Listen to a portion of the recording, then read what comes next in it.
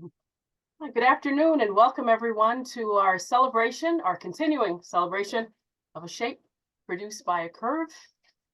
Today we have 7 writers with us, 3 poets and 4 fiction writers, or the other way around if I got that mixed up, but we'll soon see. First of all, I want to thank everyone here again and everyone on Facebook, and I'm joined by my fellow editors, Jane Omran and David Lawton. That's not all of us, but that's who's here today. And we welcome you, and we are so happy to have you here. Thank you for joining us. Okay, first off, we have E. Penniman James. E. Penniman James lives and writes poetry in Brooklyn, New York. His chapbooks, 2 poem cycles in third person by Alien Buddha Press, are available on Amazon. His poems also appear in the print anthologies, Birds Fall Silent and the Mechanical Sea, and The Shape Produced by a Curve, both put out by Great Weather for Media in 2020 and 2023. Also, Brownstone Poets 2023 Anthology, Pluto 1 by Pro Poesy 2022, and Lyrics of Mature Hearts, Gordon Bois Publications 2020. His work has appeared twice in Walt's Corner, a feature in The Long Islander, a newspaper founded by Walt Whitman in 1838, and in continuous publication since that time, as well as a number of online publications. Thank you, and welcome, E. Penniman James. Thank you. Thank you. Thank you. Thank you for inviting me in, Mary. I don't think we've met before, but it's great to meet you, and thank you for hosting, and also thank you to David and Jane, the stalwarts with Great Weather for Media. I'm going to read a couple of poems from my chapbooks to start, and then I'll finish up with my contribution for this year's anthology. The first one I'm going to read from is 2 poem cycles. It's a short chapbook. It contains 2 different cycles. One of them is 6 poems long, and one of them is 7. I'm going to read the first poem from the second cycle, and the cycle is entitled Gravity. It was just a flight of fancy. Why not, he thought. Feeling light on his feet, he took to the sky, soaring higher and higher. It's time to repeal the law of gravity, he thought. Why should we be chained to the ground? Birds fly free, why not we? Pick up your heels, head for the clouds and beyond. Let Newton chew his apple. What's it to me? In the Santa Cruz Mountains, water runs uphill. Why let the inverse squares run the game? After all, the cow jumped over the moon. Thank you, thank you. And the next couple of selections are from my about to be released chapbook. It actually becomes available Tuesday, the 16th. And it's called Third Person, and it's a collection of poems, 10 poems for each of the pronouns, she, he, and they. So I'm going to read one of each.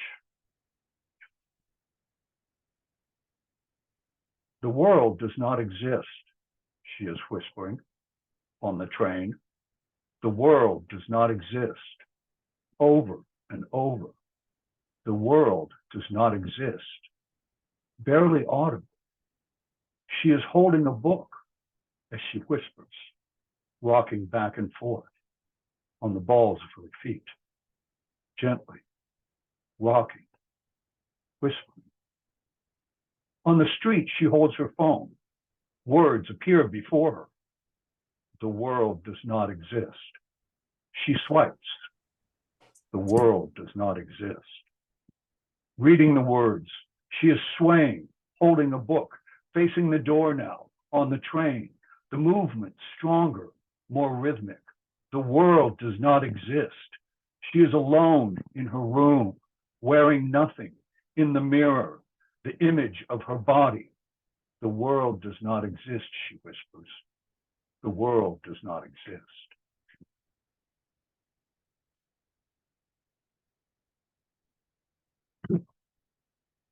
He liked to paint, landscapes mostly, places he'd seen pictures of, but never visited.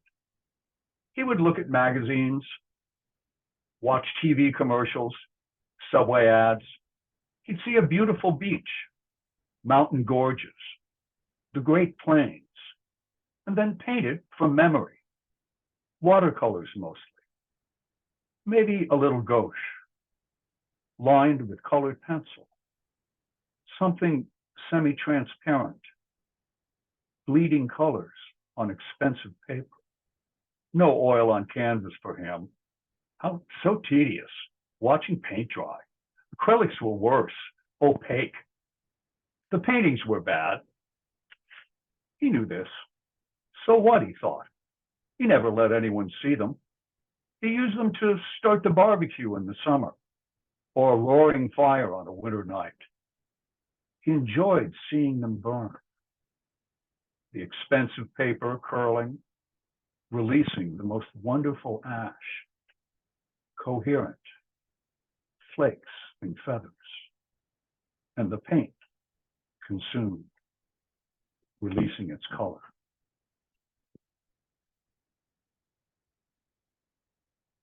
They stood on the side of the road, near the edge of a sharp slope falling into the river, black now and wide in moonless midnight. She stood by herself, her suitors closer to the vehicle, a lover and the rival.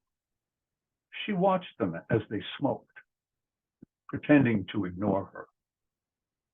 Stepping between them, she climbed in, sitting shotgun. Through the open window, she could hear the river as it ran. And now, from a shape produced by a curve. I got it right, what do you know? And here I am.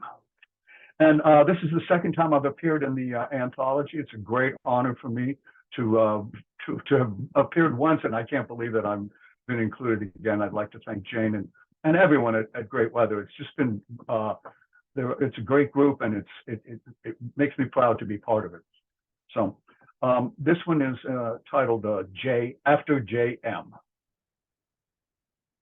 Forgive us our trespasses, daring to be born onto this planet, into this nation, as we forgive those who trespass against us, our holy ground, one nation, indivisible, under many gods, with liberty to trespass and rough justice for some. Forgive us our excesses, too much of passion, too much of pleasure, too much of thought, too much of nothing.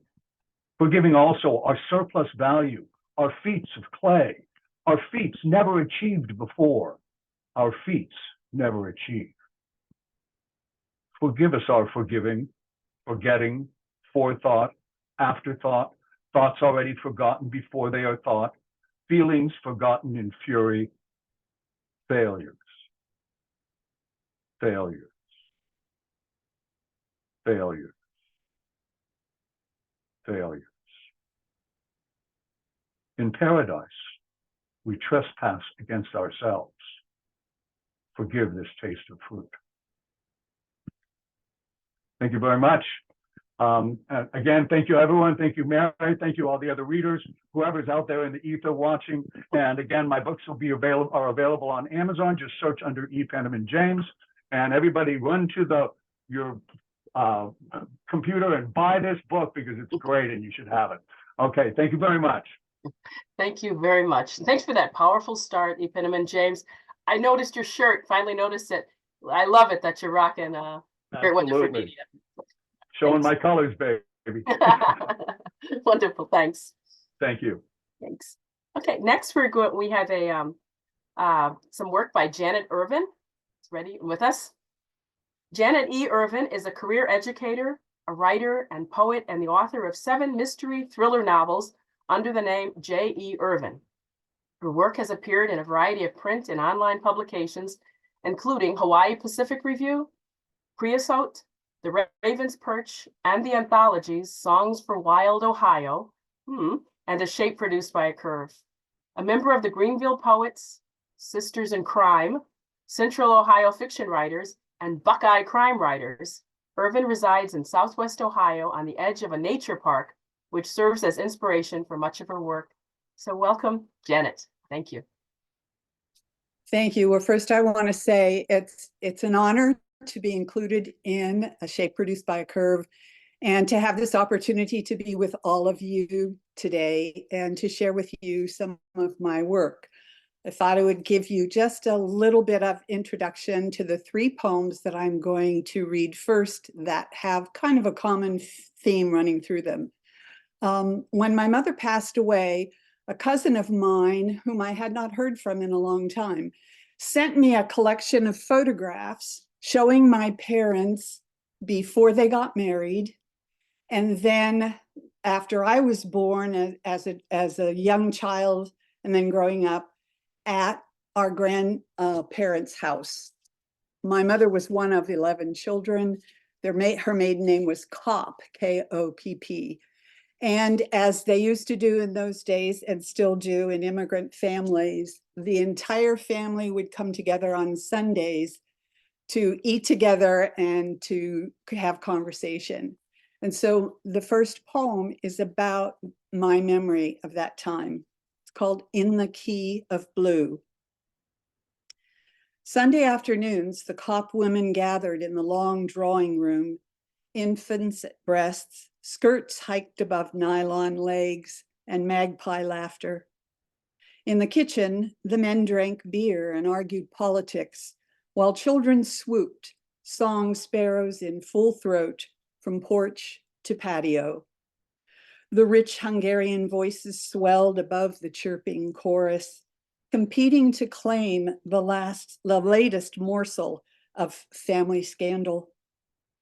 At 9 or 10, I hovered, humming, a tiny beak inserted in the in-between space, hungry to snatch the scrambled consonants of a language rich in the music of mystery, often moving from crescendo to diminuendo, to reductive curse words and whispered invective, the honeyed notes left in church, the conversation about the fallen sun, delivered like the sullen complaint of a startled, stalking blue heron.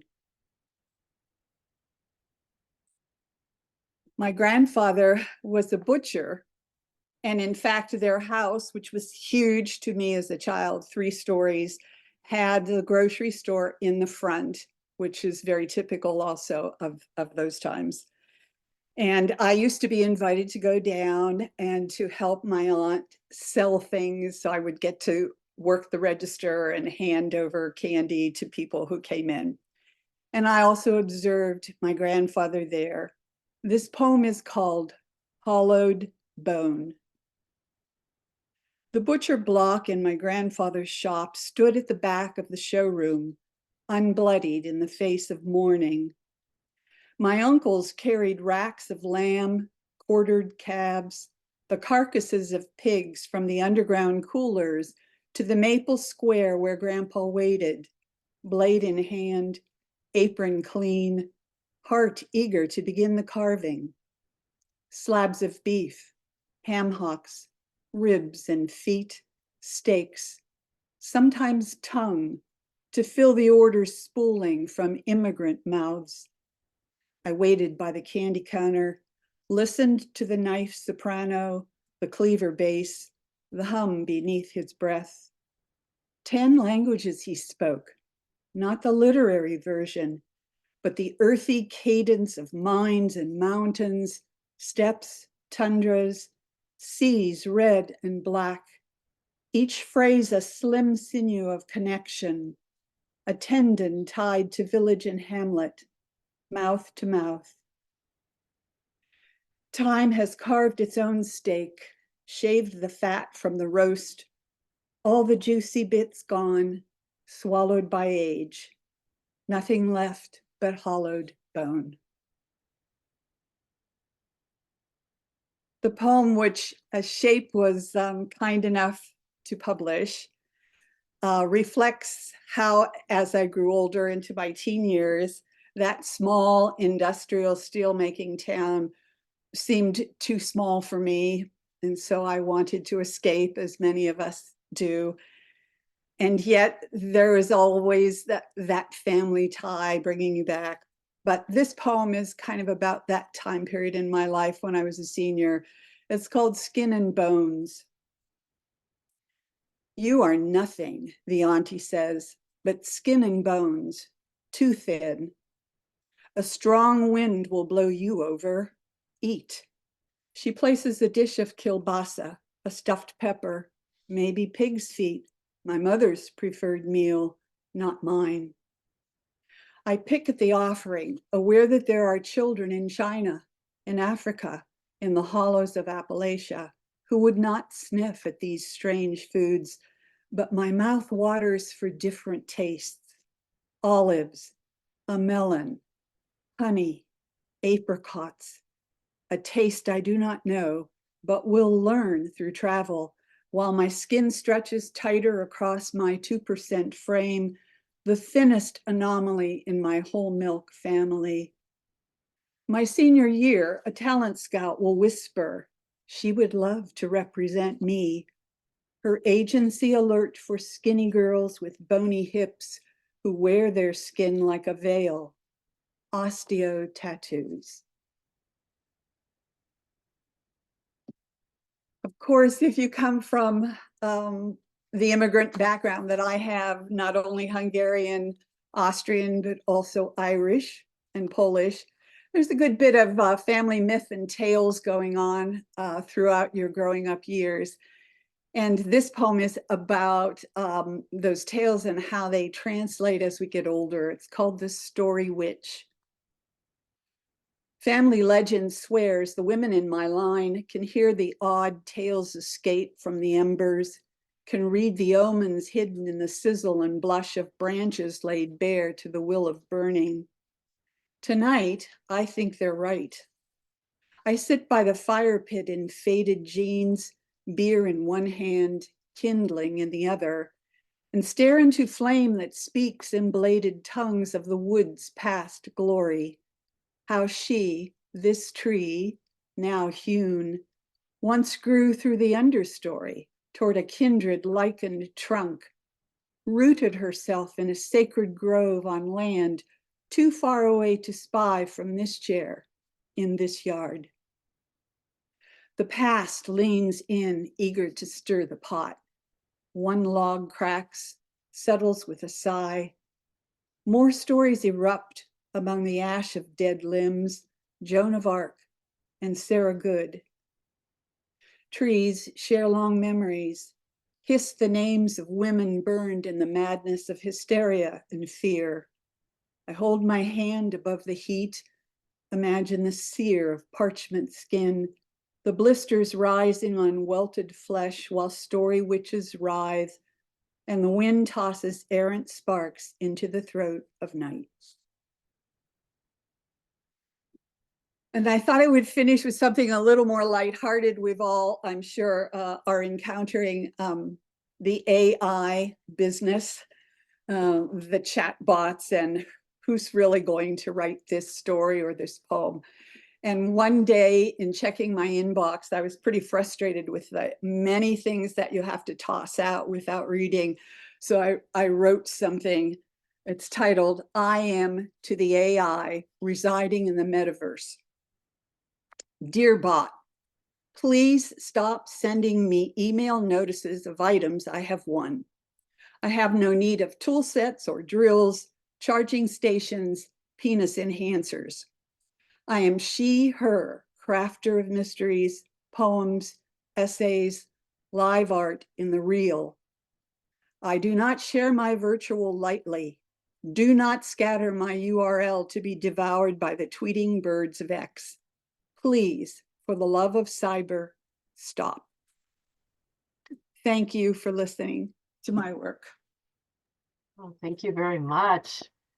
And thank you for that family background, because now when I'm going to go back and read Skin and Bones, there's a whole new layer there after you wrote about your grandfather being a butcher, that butcher block at the back of the shop. Absolutely beautiful. Thank you, Janet. Thank you. All right. Next, we are going to have Geri Lipschultz read for us. And I'm going to read you her bio from the anthology. Geri Lipschultz has been published in Ms., New York Times, The Toast, College English, Black Warrior Review, and elsewhere. She has a story and poem included in Pearson's college anthology, Literature, Introduction to Reading and Writing, and her one-woman show, Once Upon the Present Time, was produced in New York City by Woody King Jr. Her novels have been finalists for Eyewear Publishing, Subito Press, the Aludi Award, New Rivers Press, Gertrude Press, Black Lawrence Press, and Iron Horse Literary Review. She's an adjunct assistant professor at Hunter College and Borough of Manhattan Community College. Welcome, Geri.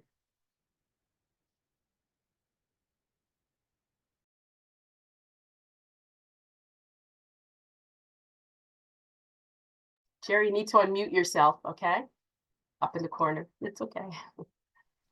Oh gosh.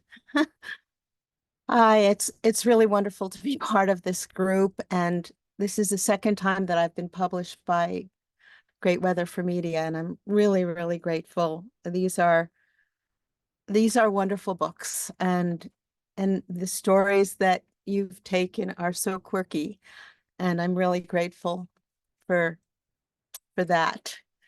So I'm going to read one of the quirky story that you took.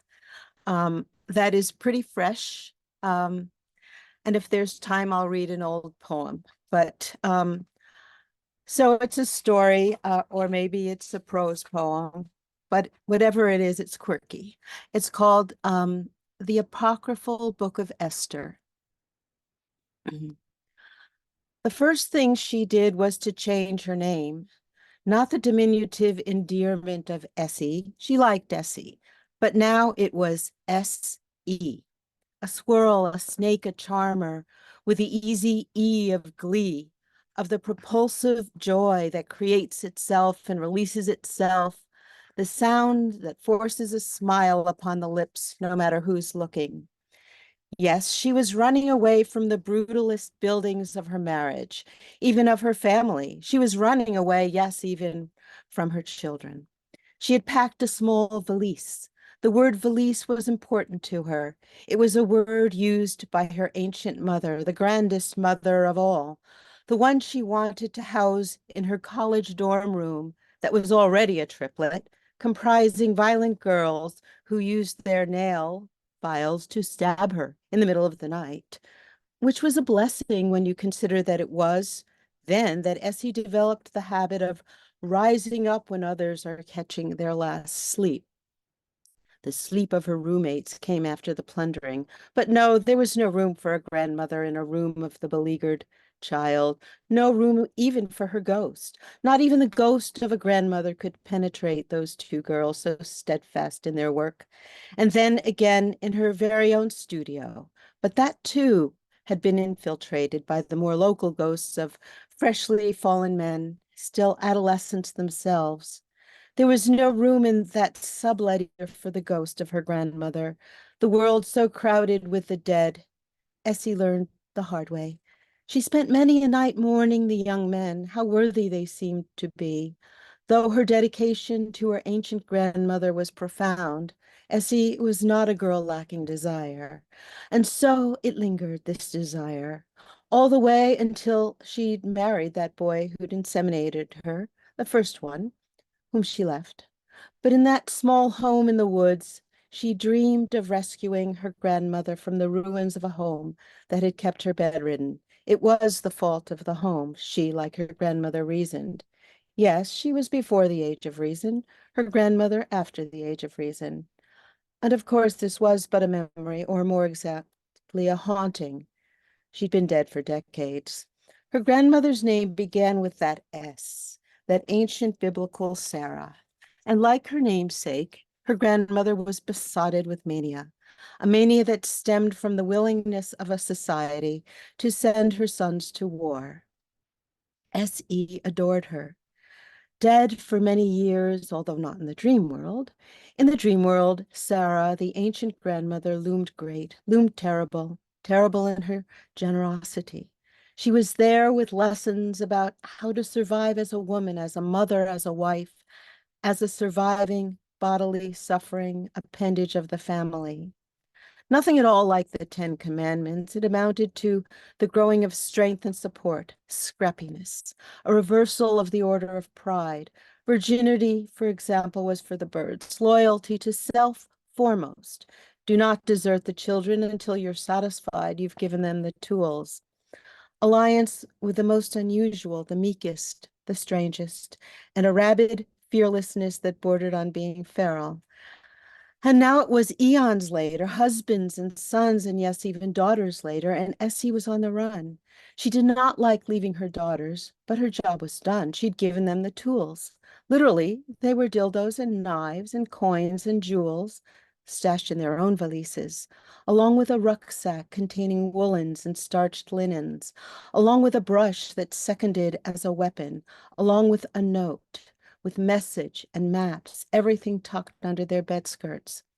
One on the run is wise not only to gauge her steps, but to plan for mistakes, for alternate stops, in the event of an unseemly occupant or the unforeseen natural disaster or the well-documented unnatural disaster. Also recommended to prepare several warehouses of storage, as Essie had. Storage warehouses in the homes of her sisters and friends. This was years in the making.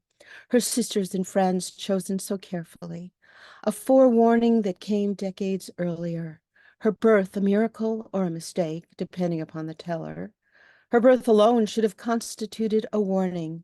The youngest, she was spoiled, doted on, prized, won actual prizes, along with the grandmother's adoration. Esther, the child not yet soiled by the mother. Sarah, the grandmother who made clear which of those prizes were actually chains. The grandmother had been the father's mother, a woman tolerated by the wives of all her sons, but loved, truly loved by those of her own blood. Appreciated for the very thing the others envied, namely unabashed generosity. The ancient grandmother lived to provide for her beloveds. Essie, in her running, had stopped in the unlikely, unplanned hovel of a cabin she'd found. An open door. It was winter. The cabin was uninhabited but welcoming. An unused fireplace, beds, her hosts, the mice, who hoped she might have some food in that valise of hers. Essie would share her food. Thank you. Geri, did you want to read that poem as well? It was a wonderful story. Did you have a short poem that you wanted to include? Yeah, I did. Is there really enough time? Yes. Yeah, please, thanks. Thank you. Well, this is a happy poem. It's a very old poem. It's almost 40 years old. It's called Mountain Benediction. Let love always be with you, and light shall shine upon you, so long as the spirits of swans and bears and snails hover over you, so long as you accept each turn of faith's road and do not resist it, do not fight it, as others are obliged to do, others who are living in the world of the actual, the world where the dollar completes the man and the man completes the woman, and when all else fails, it is a world where the self completes the self. So long as you dwell in the unseen world, the world underneath the superimposed material, the world of the unspoken, unwritten, the world within the penumbra of all being, the world that all of the other worlds have sprung from, but that nobody believes in except for just a little bit, and ashamedly so, but the world that everybody had once believed in and had acted upon, and the world that whether we like it or not, we are all a part of, each one of us. And it isn't in the churches, not really, and it isn't in the skyscrapers, nor in the coins or in the cards, nor in the minds of psychiatrists, although it is difficult to manage with the powers that be.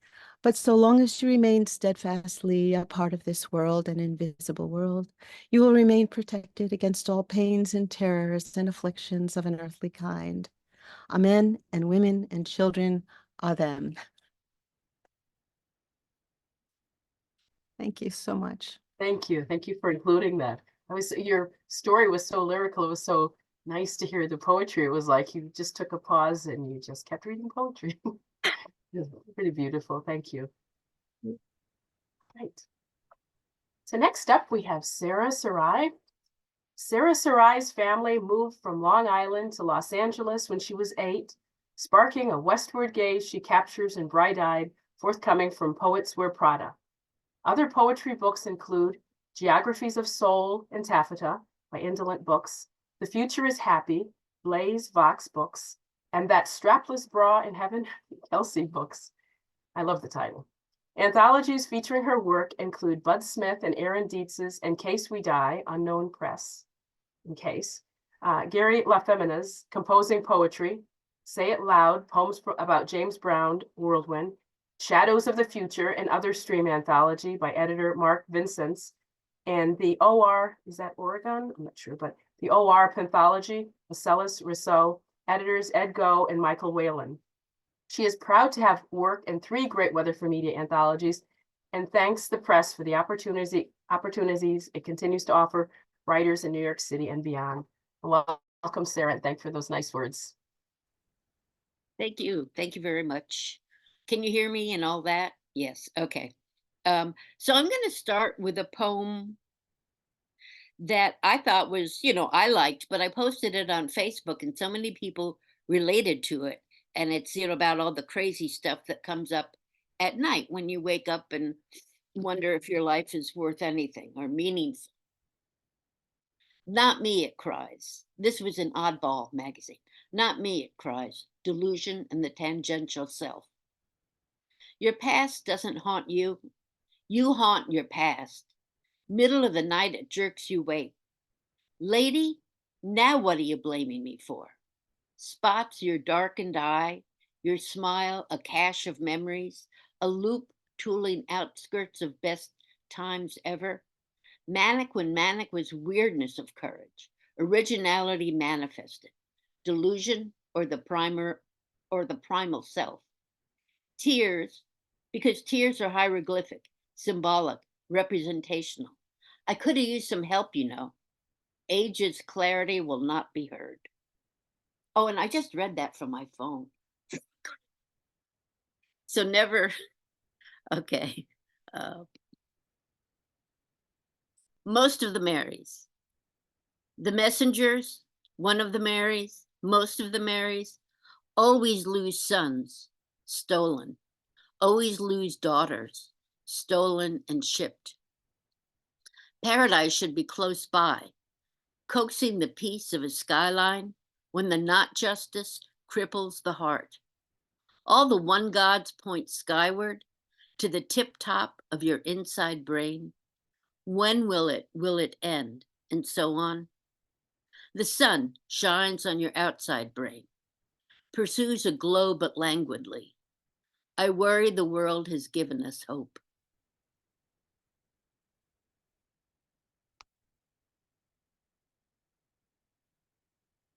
See, now I could be scrolling, but no, I have to be looking. Okay. I'm awfully sorry. I think I'm completely organized and then.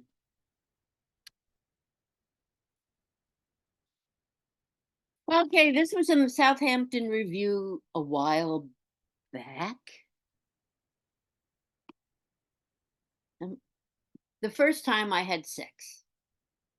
The first time I had sex was followed by the second time I had sex. Not the same night, not the same locale. The first time I had sex was in a dorm room on a twin mattress with a boy needing to believe he was fucking for mercy from whoever it was in his fair youth who held his fair youth in a fist and crushed. The first time I had sex was fine in the done and done sense. He said, now you're a woman. I thought, not your call. The second time I had sex, I don't remember. Somewhere, scattered bedrooms, motels, Pasadena, Silver Lake, Sunset. One penis, oops, too big.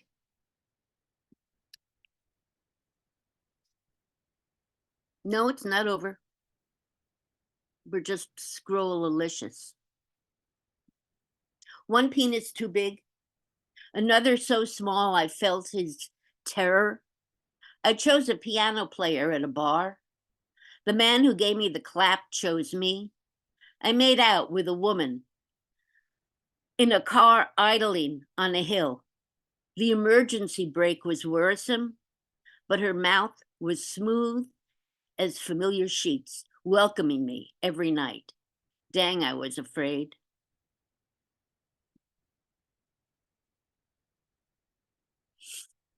There's a moral here, and it is, don't be afraid.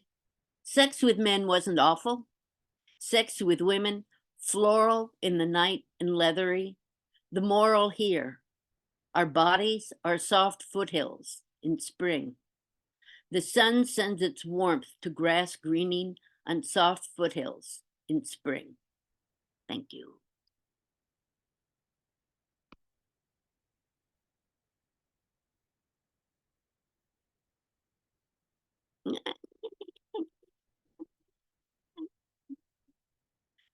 Thank you, you guys. You know, no, never mind. Hi, Cindy. It's good to see you here. And you didn't really think I was going to be perfectly organized, did you? I will post this after. There's a Cornelius Eady, musician and great poet, put this to music.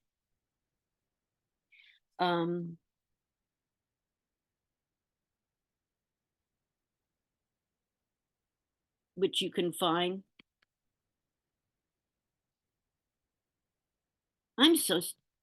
I'll stop it.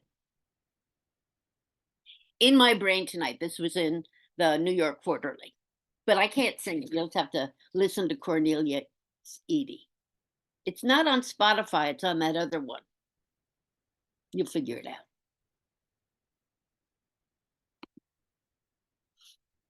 You know, if I make the type bigger, I can see it better. In my brain tonight. All the kids are partying in my brain tonight. Mom, everyone's having fun in my brain tonight. Me too. I'm getting loaded in my brain tonight. All relaxed and marinating in my brain tonight. Not attached to any promise of my brain tonight. Hella mamas, hella tunes in my brain tonight. Geneva Convention, conventioneers, wild conventioneering in my brain tonight. And sure, tomorrow creeps in, but nothing in my brain tonight is petty. Not in this brain, not on this night.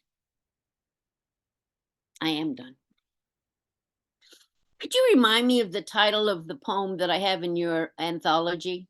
Oh, sure, I will, if I can quickly find it, Sarah. But thank you for that wonderful reading as I'm looking it up here. Anybody else? David, Jane, can you move the title? Nope.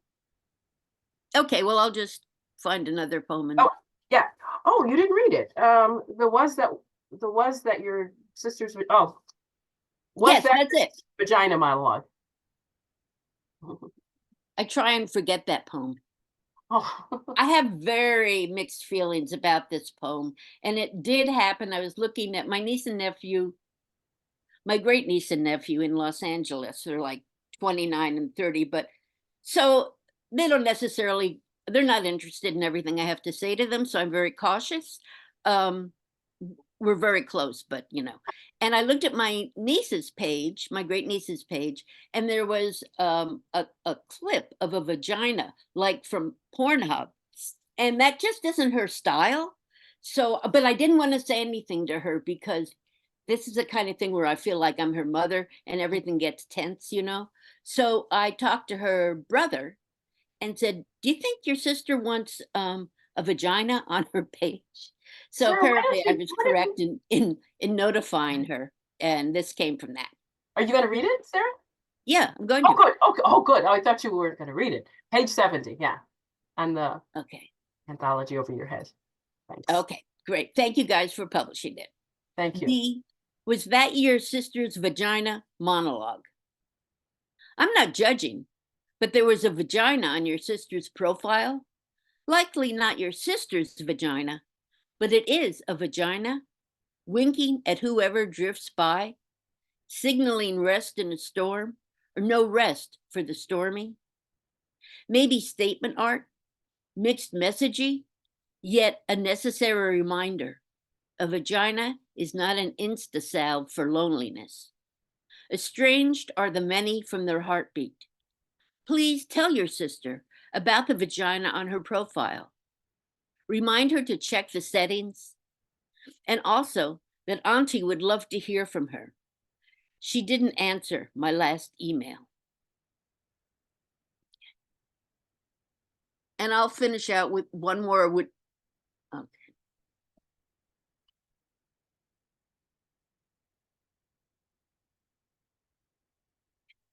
I'm finishing with this one because it's also family in LA. And I think I like the drama of these long pauses. I'm not really confused. I'm just letting the tension build. Be Auntie, and that's Aunting. I sent my nephew a collection of poems on mastery, perfection, the work, the whole being alive thing, being Black, which I'm not, but my nephew is, and my 3 other nephews are. He's in 12th grade, status schools or scouting his mathematically adept mind, which I guess is good, although I wouldn't mind if all the eligible were tossed in a bingo tumbler and jiffy pop to success, whatever that is. Part curse, I think. So would you if you knew my family. But anyway, the collection I sent him, Beholding, is an ode to Dr. J, Julius Irvin, by the poet Ross Gay. I hope my great nephew's life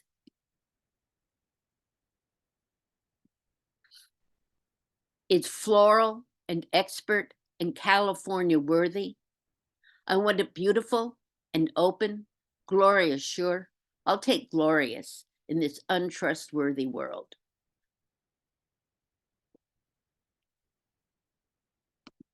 Thank you so much, Sarah. I just got worried that you weren't going to read your poem from the anthology because I absolutely love it. When you asked me for the title, I said, "Oh no, she's just going to talk about it." But no, I had to search it. Oh, I want to in my document. I want to print it and send it to all my family members when we talk about our nieces and nephews posting on Facebook. Well, the thing is, I don't think they were thrilled. No. But they're very accomplished, whatever. Okay, thank you very much. And thank you, Great Weather for Media and all you Great Weather for Medians. Hi, hi, Cindy. Thanks a lot. Okay, we have another reader today from Ohio, Jen Knox. Jen Knox teaches leadership at Ohio State University and is the founder of Unleash Creatives, a holistic arts organization. Her debut novel, We Arrive Uninvited, is the Prose Award winner from Steel Toe Books and her collection of climate fiction. The Glass City won the Press Americana Prize for Prose. Jen's shorter work appears in McSweeney's Internet Quarterly, the Saturday Evening Post, Prose Online, Chicago Review, and Chicago Tribune, among others. She won the 2023 Cutbank Montana Prize in Nonfiction, was a finalist in the 2023 Tom Howard Prose Award for winning writers for her essay, Steady, and won the San Miguel Writers Conference 2023 Writing Contest.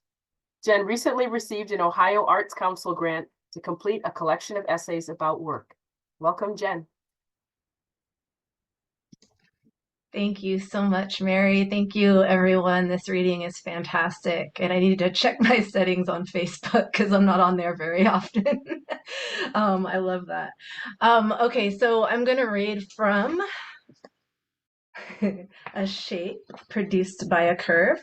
Charisma is the title. This is a short fiction piece, and I do teach leadership at OSU. I teach a community leadership class, and I love diving into the styles of leadership, specifically charismatic leadership, and why it works, why it bamboozles people, like why people just, listen to rhetoric over and over. And so anyway, I was exploring that concept, and I brought in the wellness industry because I know that industry quite well too.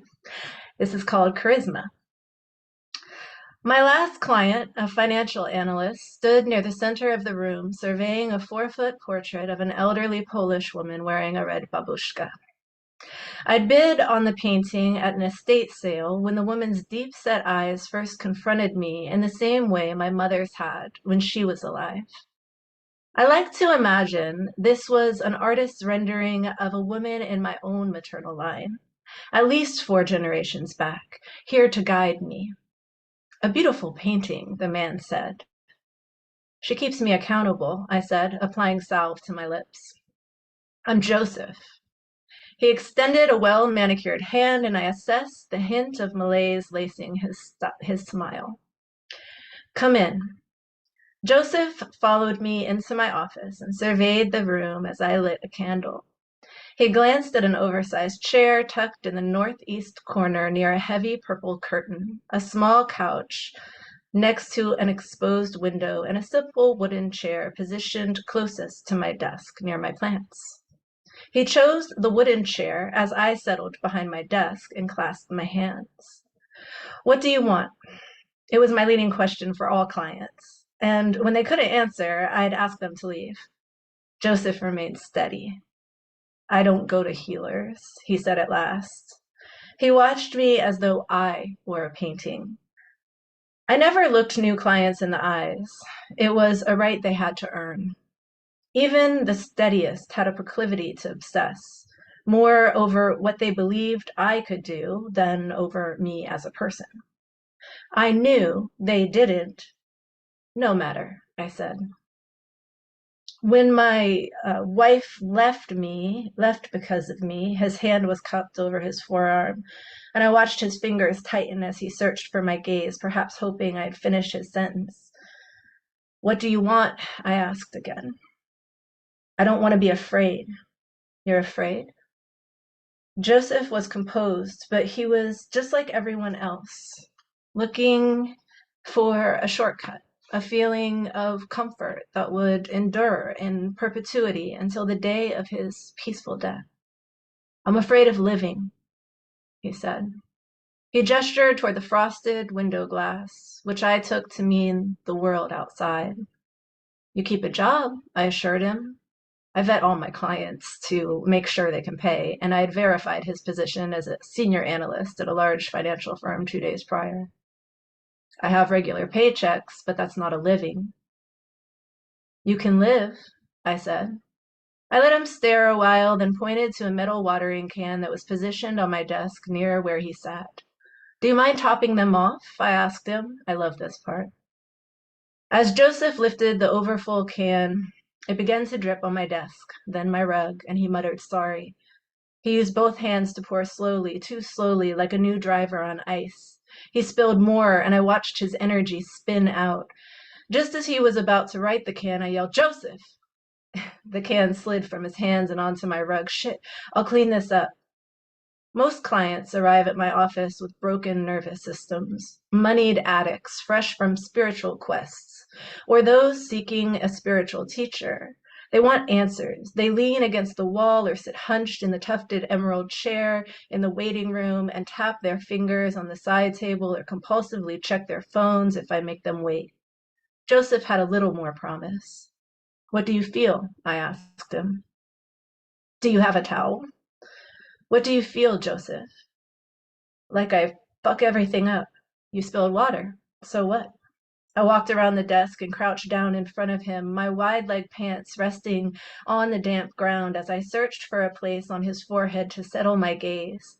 I could feel his loss of self-control, his family, his grip. You want to live, but I don't want to feel out of control. Joseph wanted to move, but I was too close. He'd have to push me away. I'd stay there a few seconds longer and watch his lips tremble. Is this what I paid $2,000 for? Anger.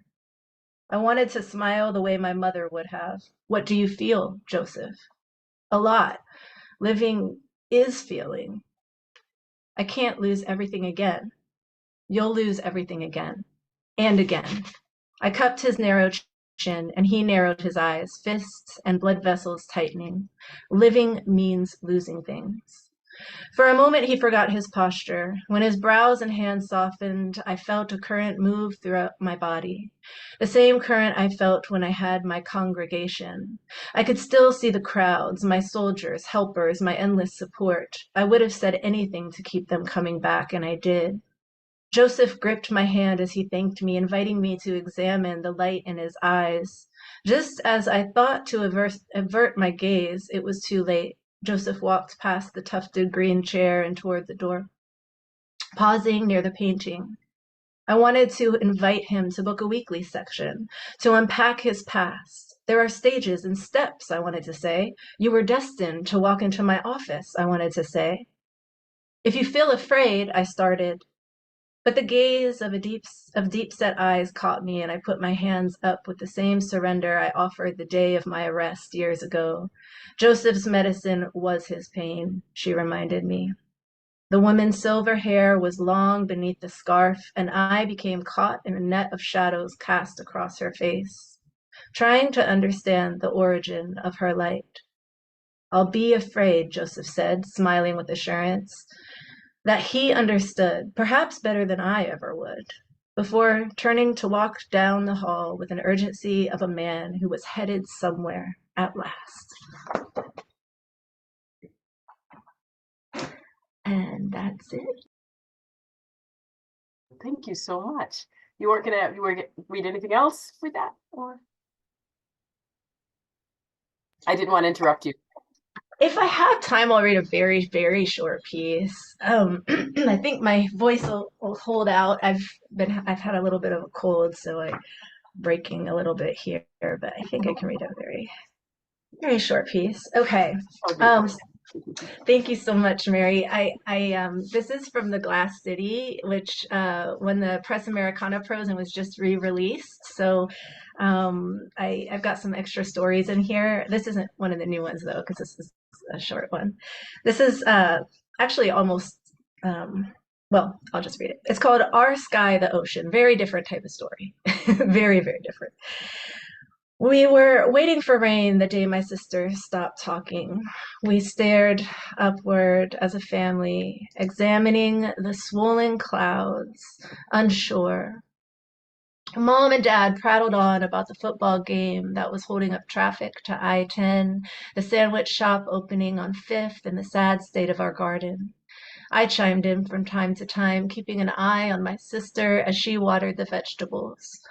The broccoli and basil leaves were withering up like prunes, and the lettuce resembled the tops of Grandpa's hands. My sister patted the ground and traced the leaves with her fingers as though speaking to them without words. Do your job, I told the sky. The 20-day drought was right on schedule. It was the middle of August, and droughts often hit the Texas panhandle this time of year. Still, no one was ever prepared. Do you think it will rain? I asked my sister. When Em didn't answer, I said, how much money do you think we'll earn if we help Mr. Geri paint his garage next week? I asked more questions, so many I don't remember. Em responded with smiles and raised eyebrows, shrugs and tightened lips. She walked with urgency as though excited, but she didn't make a single sound. You okay? I asked. She smiled with a brightness I wasn't used to. Why aren't you talking? She examined me with her wide eyes. They were the same brown as our kitchen table, which Dad had stained extra dark, only they had flecks of gold at the edge. I wished I had her eyes. Mine were light blue, like the sky on a day with no chance of rain. Later, we ran around a nearby store and tried on clothes, but my sister never opened her mouth to chuckle. You girls are being so good, a worker said. She gave us watermelon candies and instructed us to tuck them into our pockets for later. My sister didn't appear ill. At dinner, she ate her corn and mashed potatoes like a champ.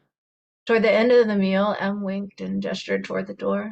The air was pregnant with moisture. My parents were talking about who bought the house at the end of the street and why our neighbor got fired from the automotive. They talked about how much the cell phone bill would be and what time they'd be home from work on Monday. Why aren't you talking? I asked my sister again. A year before, my sister had closed her eyes and refused to open them for almost the entire day. She'd spent hours feeling around the house to get where she needed to go. After, when she finally opened them, she said that she had been trying out a different way to see. My sister slipped the watermelon candy in her mouth. She felt the dry earth around our vegetables. It's like sand, I said. The sky was our ocean. Em sat down on a patch of dirt and began to carve a message with a small stick. Try it, she wrote.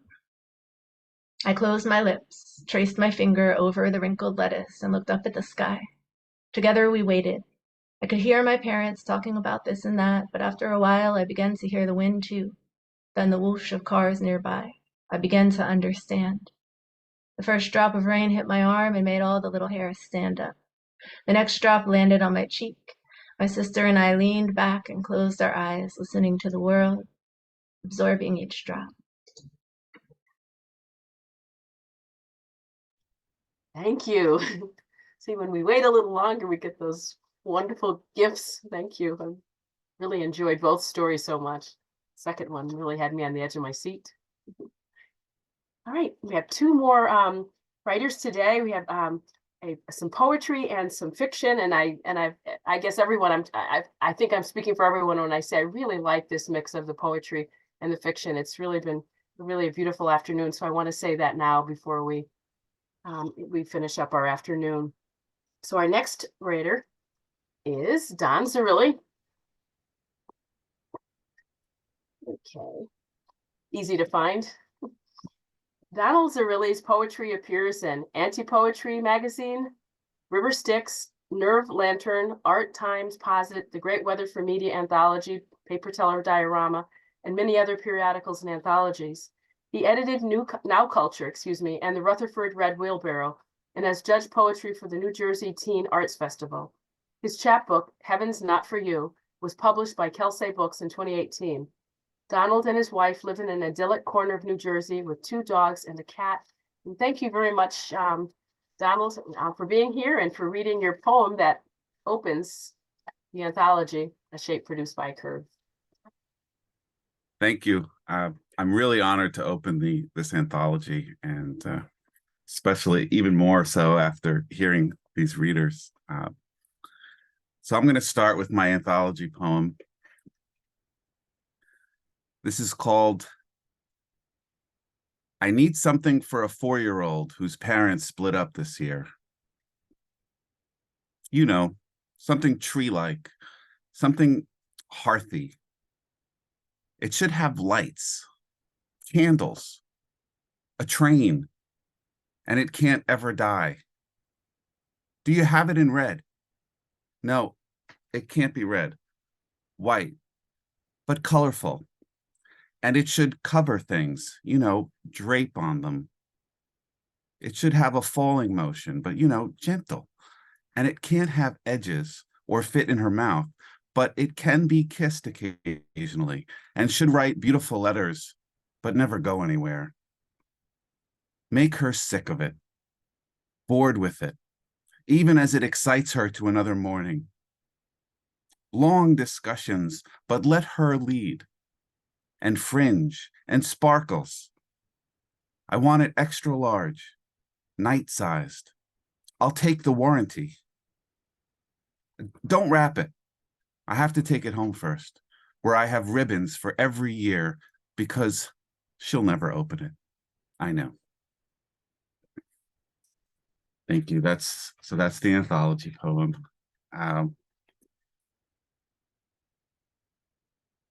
So this poem is called Aubrey Plaza Eats Hot Wings During an Interview. There's always another hotter wing, and she's expected to chew it like before. The questions don't get any easier. She looks at me with batwing eyes, a virtuoso of awe, trying to breathe milk through her nose. Her head is a truck full of birds going over a bridge.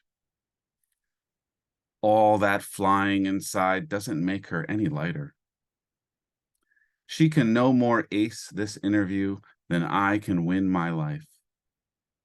Her eyes fan out to their full width, ready for liftoff. But even Da Vinci can't invent her escape or paint her face in Tuscany. She endures. like a chicken facing a red barn door. Thank you. This poem is called The Night Supervisor of the Clipping Library at the New York Times.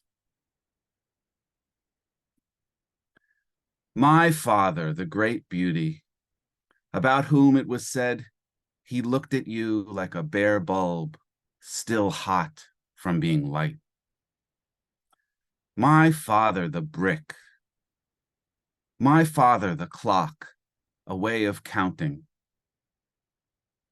My father, the newspaper man, in the lobby of the pinnacle of freedom, finishing an awkward joke with security. Thanks. Staying in the family, this is called Fighting with My Brother. Attacked by a vacuum, launching a hairbrush through the front window, a hammerhead soaring through a shelf of ceramics.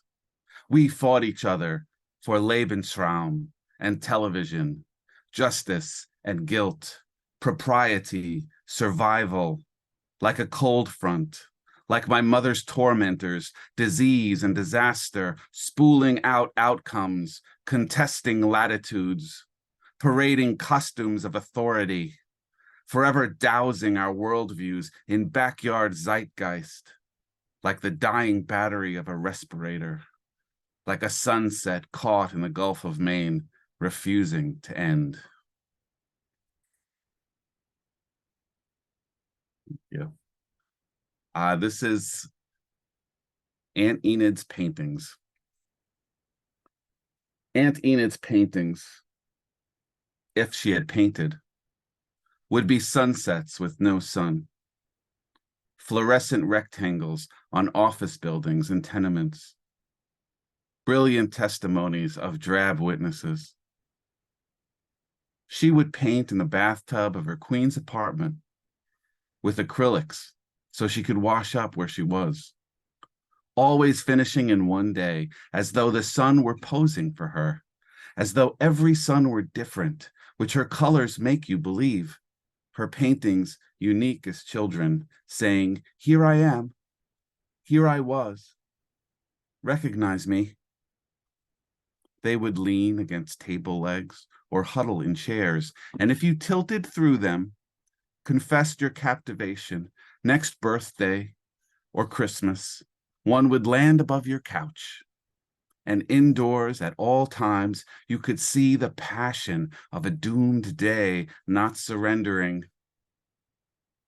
She would never ask you about it, merely excuse herself and take a blank canvas into the bathroom, leaving you with only strokes and muffled songs. And finally, thank you. Finally, this is an email I got at work, more beautiful than any poem I've ever written. You can sort of see, I tried to put it in William Carlos Williams' triplet stanzas. This is called Totally Chocolate. On October 10th, I was told there was a package delivered, UPS, from Totally Chocolate, addressed to me. I was told it was an inside delivery, meaning it was put in the office somewhere. Has anyone seen the box? Or if you tried the chocolate and have the information that was in the package, can you please put it on my desk across from Kelly's office? Let me know how the chocolate was if you tried it. Thank you. That's my set.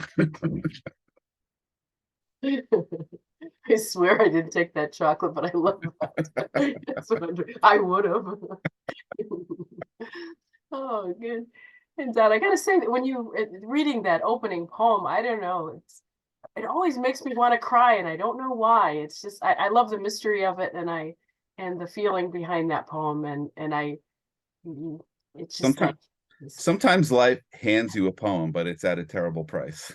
Yes, yeah. I think we all can attest to that. Thank you. Yeah. All right, our last reader today. I think everybody here who is in New York, maybe, in the middle of the reading, we all got like a warning on our phone. Did everybody get that? Some snow alert. Our governor is so afraid we're all going to die in the snow, I think. But be careful if you're in Western New York, apparently. Okay. All right. Guy, thank you for being out there in California in the sun, at least for today. Guy Biederman is a card-carrying genius with a fake ID. He's a short story midwife, a pareidolia, I looked this up, I swear, a pareidolia doula, and a tuxedo cat valet who writes during his overseer's nap time. Guy is the author of translated from the original one-inch punch fiction, Black Lawrence Press, as well as 5 other books of poetry and short prose. He lives on a houseboat in Sausalito and walks the planks daily, and maybe he will explain to us what a pareidolia doula does, because I'd like to know. Thank you. Well, thank you. It's an honor to be here, and I've had the good fortune to appear in 3 Great Weather for Media anthologies. And so I'd like to share 2 pieces of short fiction from the current, one from the current anthology and one from a past, and then one from my book. Just a heads up, I do have the tuxedo feline in my lap, and sometimes he interrupts. I'm in the hull of this houseboat, and it's stormy today, so you might hear some creaking ramps and various things happening. So they're moaning. You're never alone in a houseboat. There's always some strange noises. So that's what that's about. Thank you. This piece appeared in Paper Telediorama, and it's called Sonny Rollins and Scrambled Eggs. Listening to Sonny Rollins and eating scrambled duck eggs for lunch, I witnessed a lipstick collision on the corner of Gate 5 Road and Bridge. Clearing my plate, I locate an errant slice of cheesecake in the fridge and do the honors. Damn, it's good with cold milk. Out the window, that collision's been cleared. It was nobody's fault, no numbers exchanged, no witnesses except for one old dude eating cake and listening to jazz on the other side of streaked glass. And he didn't see a thing, apparently. I rinse my cup and say, Alexa, off, but she's digging the tenor sax. So I say, fuck it. And she says, affirmative. I roll on down to the Churchill lift to do some curls, some bench, some ab work. But on the 23rd sit up, I realize the cheesecake was a very bad idea. In no uncertain terms. I call it a day. I head back to the boat, feeling scrambled myself. 3 ducks float by the pier. Maybe it was the eggs. I open the portal and Alexa's moved on to Bach. I say, Alexa, play Thelonious Monk. She says she doesn't know the loneliest monk. And I say, what the fuck, over? And she says, roger that, out. Through the window, I witness runaway mascara streaking down Gate 5 toward Bridge. That's one happening intersection. I find my cat, my chair, and the cat finds me. So does Monk, as Alexa cues straight, no chaser. As usual, it's just what the doctor ordered. That was Sonny Rollins and Scrambled Eggs. This one's called In So Many Words. It's from my one-inch punch fiction book from Black Lawrence. We've all probably had love-hate relationships with our editors. Gets especially intense when your editor's a cat. In so many words. You're in for a hard rewrite, says Pierre the cat. Metaphorically, I ask, like with this poem or life?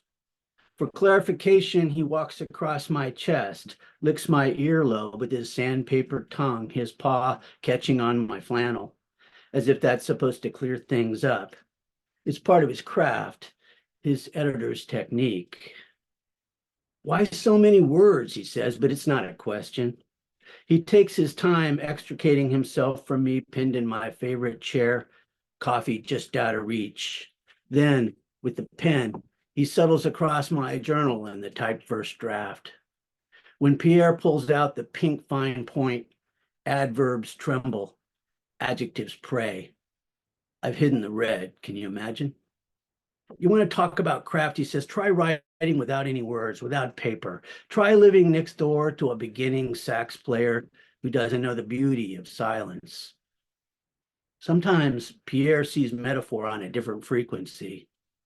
He looks at me with unblinking yellow eyes. It takes discipline to write, he says. It takes discipline not to write. You should try it sometime. He looks away, licks a spot he missed on his paw. Let's be clear on this, he says. If rewriting is getting to know yourself all over again, let me introduce the two of you. He yawns. Pierre has lost all vestiges of his feral origins, but he's a tough as nails editor. He leaves the manuscript, hops back on top of me, licks his other paw, his chest, then starts to lick himself down, reaching places I never dreamed of. Are you showing off now, I ask? He stares at me. Who knows what he sees? Those yellow eyes speak truth, wordless.